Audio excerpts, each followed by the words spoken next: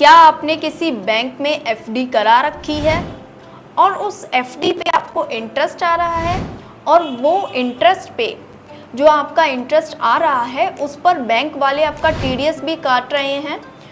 तो आज की वीडियो में हम देखने वाले हैं कि जो आपके इंटरेस्ट पे टीडीएस कट रहा है उसको आप क्लेम कैसे कर सकते हैं, और ये देखने के लिए आप इस वीडियो के एंड तक बने रहिए। तो समझते हैं प्रोसेस को। तो प्रोसेस को समझने से पहले आपको समझना होगा और टीडीएस हमें क्लेम करने के लिए सबसे पहले आईटीआर फाइल करनी होगी।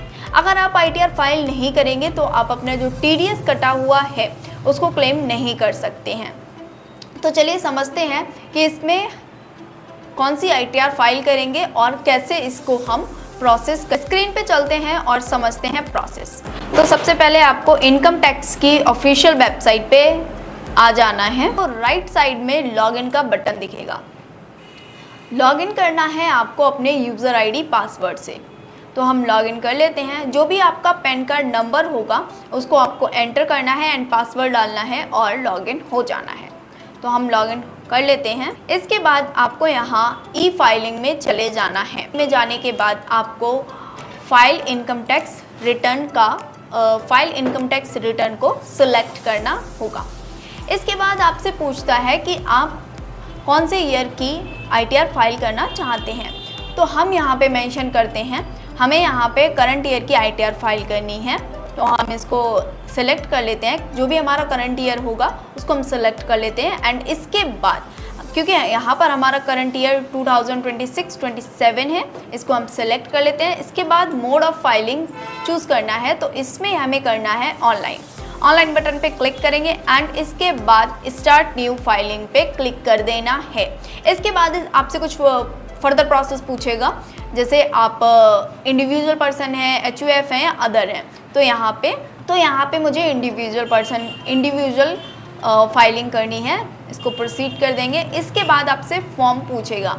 तो अभी आईटीआर जो फाइलिंग स्टार्ट हो चुकी है बट आईटीआर 3, आईटीआर 5 अभी फॉर्म स्टार्ट नहीं हुए हैं फाइलिंग के।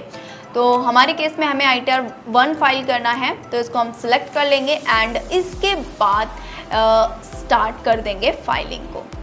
इसके बाद आपसे कुछ बेसिक सी क्वेश्चन पूछेगा, उसको आपको कंफर्म कराना है कि आपका जो इनकम टैक्स लिमिट है उसके अंडर आप आ रहे हैं या बेसिक लिमिट है या अदर है। जो भी है वो आप अपने अकॉर्डिंग इसमें सेलेक्ट कर सकते हैं। इसके बाद कंटिन्यू बटन पे क्लिक कर देंगे। तो कुछ इस टाइप का आपको रिटर्न समरी देखने को मिल जाएगा। इसमें आपका फर्स्ट रहता है पर्सनल डिटेल, पर्सनल इन्फॉर्मेशन। इसके बाद ग्रॉस टोटल इनकम आ जाएगी, जितना आपने अर्निंग किया है वो आपको मेंशन करना है एंड इसके बाद आपका टोटल डिडक्शन आएगा। इसके बाद टैक्स पेड आएगा। जितना भी आपका टीडीएस कटा है वो इसी क्लॉज में आपको टीपी में शो होगा।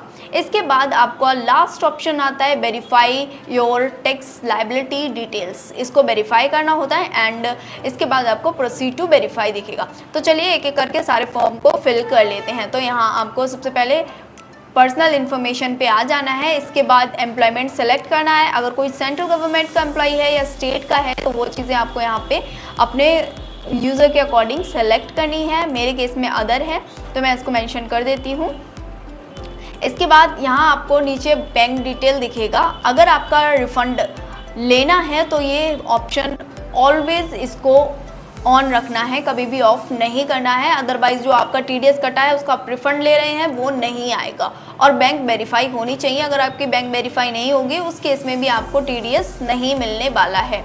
तो इसको कंफर्म कर देंगे एंड इसके बाद हम जाएंगे सेकंड ऑप्शन पे, जिसमें आपको टोटल इनकम डालनी है। जितनी भी आपकी टोटल इनकम है वो इसमें मेंशन करनी है। अगर आपकी कोई सैलरी की इनकम है तो वो मेंशन करनी है। अगर आपकी हाउस एंड प्रॉपर्टी की इनकम है वो यहाँ पे मेंशन करनी है। इसके अगर आपकी कोई और इंडिविजुअल या अदर सोर्स से इनकम आती है उसको यहाँ पे मेंशन करना है।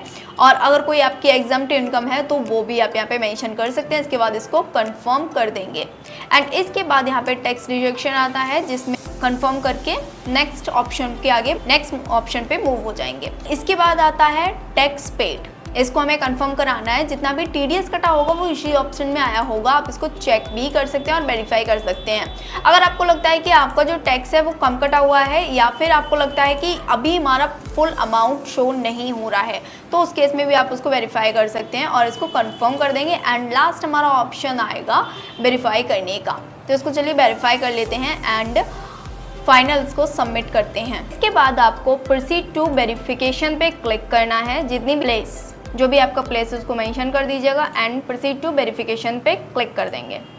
तो ये हम वेरीफाई कर देते हैं। इसके बाद यहाँ पर आपको ऑप्शन मिलेगा प्रीव्यू का, आप प्रीव्यू चेक कर सकते हैं और इसको वेरीफाई कर सकते हैं। इसके बाद प्रोसीड टू वेरिफिकेशन पे हम क्लिक करेंगे और इसको हम ई वेरीफाई नाउ पर क्लिक करेंगे।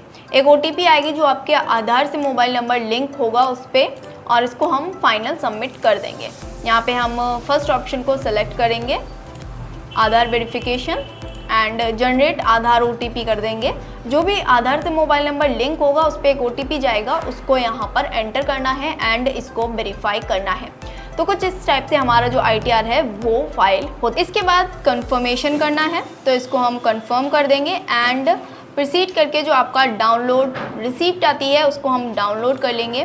तो ये हमारा फाइनल ITR है। इनके जो FD के इंटरेस्ट पे TDS कटा हुआ था वो यहाँ पे क्लियरली शो हो रहा है।